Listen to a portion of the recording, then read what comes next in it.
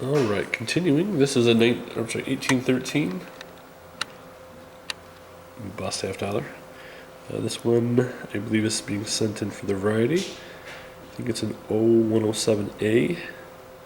So I don't have my book out, so I'm not sure what the rarity on that one is, but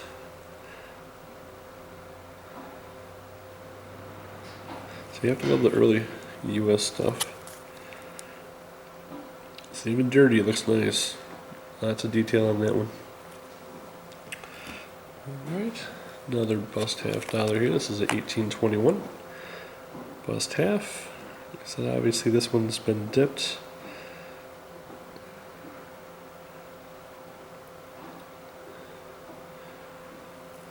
So like, if you're new to coin grading, if I can get it to show, basically the halos around the stars is going to be the easiest thing, because around those stars it still kind of looks like it has luster, but it's just because the cleaning wasn't able. So like, look right up in here. So you see how that luster, it still actually lusters around the stars, but only the stars. It's a good indication that the coin has been cleaned.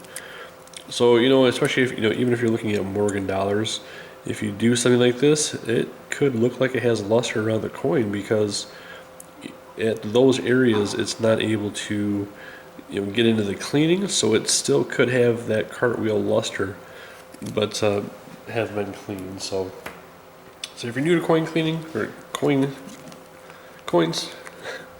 so that would be one thing I would look for.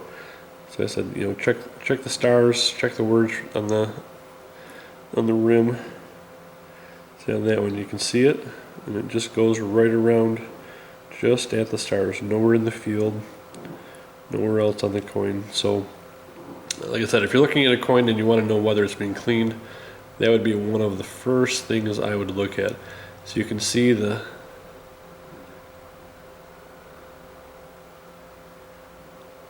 see that? See how it kind of goes around the coin, but only at the stars? So I know he did have on his paperwork that this one was cleaned. So I don't think he's going to be surprised if this one comes back as AU or UMP details cleaned. So this is a 1915S Panama half dollar. This was also sent in by Blake. He was sending in the I guess that wasn't the Panama, was it? For the gold coin.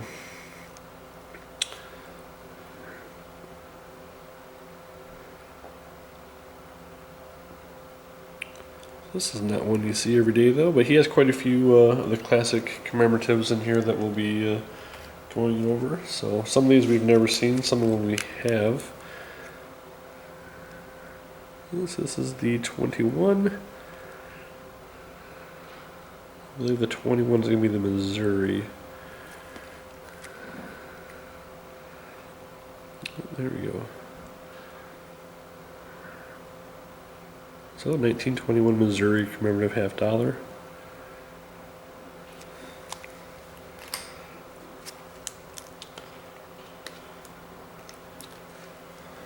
Alright, this next one, I don't remember if it was a 26 or 28.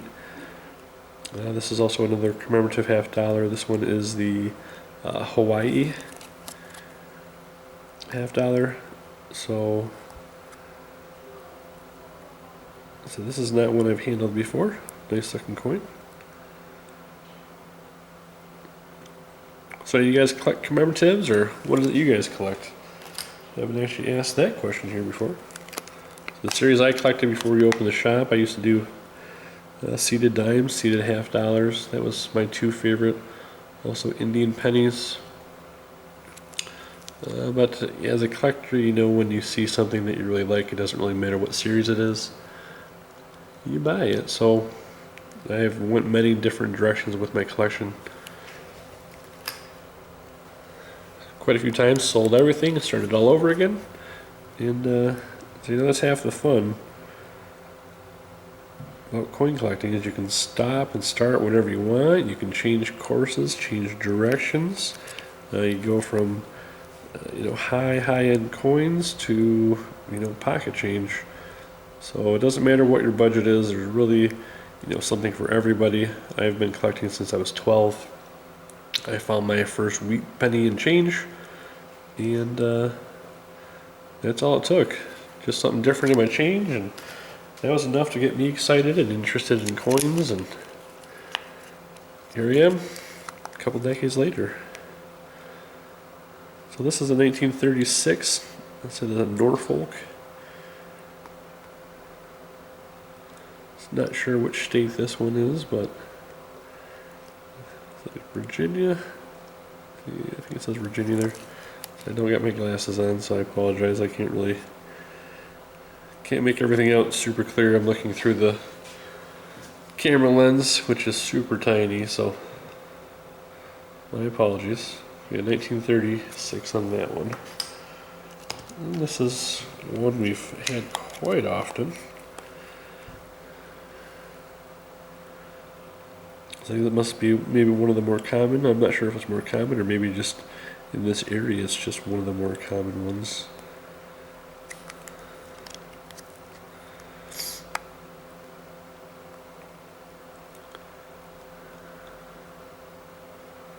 So that one actually looks really nice. That one will probably straight grade.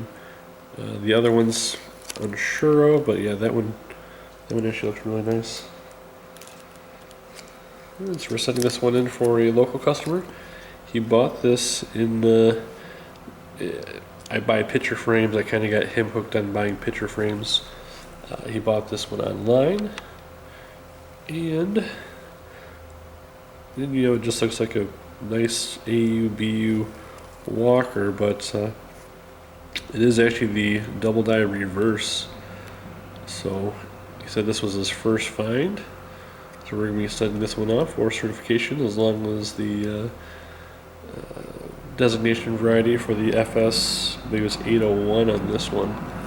So hopefully we can get him a good grade on that one. So it's always nice finding stuff when you're looking for something else. Alright, so this one's going to be a 76S trade. So obviously this one has been cleaned as well, just over dipped. And that's what gives it that white look. Let's see if we can get this one to. So it looks pretty flat on the surfaces. So even around the devices on that one, it's still not really doing a whole lot as far as luster wise. So I know he's expecting this one as details. It was in his notes that this was a detailed coin. So we'll see what they say. All right, last batch here, maybe 8 to 10 coins. Another one being submitted by the store. This is an 1882 O over S. So we're being cheap also, not paying the extra $15 to find out exactly which variety it is. I know which one it is, but like I said, the O over S on that's going to be plenty sufficient for what we need it for. So whether that one straight grades, we'll see. So this is a coin that a customer brought in that was in what you call a basement slab. They had it graded as I believe it was a 65 plus DMPL. Whether this one comes back as just PL or DMPL, I'm not sure. But we bought it basically as a proof light coin. I wasn't too confident that the third party basement slabber was correct on the assessment as far as DMPL versus just PL. So we did buy this as a 63. Like I said, the basement slab had it as a 65 plus. As you can see, there's quite a few marks on this coin. So like I said, when you're buying those kind of slabs, especially like all the chatter right there, if you look at a 65, 65 is a really clean coin. And the cheek on this one's super clean, but marks behind the head, the marks in front of the face, I know they show up a lot more on PL and DMPL coins, but I guess we'll see together. Like I said, I bought this as a 63 PL. We'll see. Like I said, I don't have high expectations based on the company that sent it in, but I said I'd much rather see it in an NGC slab, even if it's at a 63 or 64 PL. So I guess we'll see. All right, Kim, trying third time as a charm friend. 1899, better date here. This one was cracked out of a NGC slab. It was an old fatty 64. He wanted the reverse side up on that guy. Really nice electric toning on this. So we did crack this one out for him, sent it back. NGC gave him a 63, no star. So we're sending this one back to see if we can get some stars or get some back in a 64. So I know he wants it in a 64 or at least a 63 with a star, and then send it to CAC. So we shall see what they say. Kim, good luck. They said you always get the prettiest stuff. I just hope they treat you right on this one. So this is a Lafayette dollar, 1900. This one's going to be cleaned as well. But there we go. See, this is one where you still have the. Like I said, if we're doing nothing else, hopefully we can teach you to find some clean coins, to avoid having those in your collection, especially if you paid good money for them. So look here in this United as I make the light dance back and forth.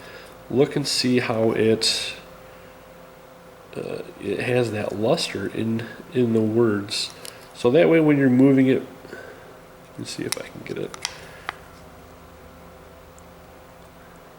Okay, so it's showing around the star really well right now. So if we move it around the star, you can see it has the luster move around, then it goes away. So like right there, you see how it has that halo around the star, how it's different color? That's a good indication that that coin has been cleaned and they weren't able to get close enough to that star, just like those letters there. See how the back behind the letters is a different color than everything right next to it?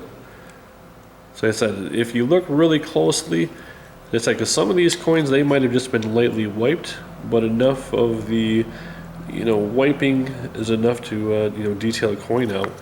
So I know that's the one big thing that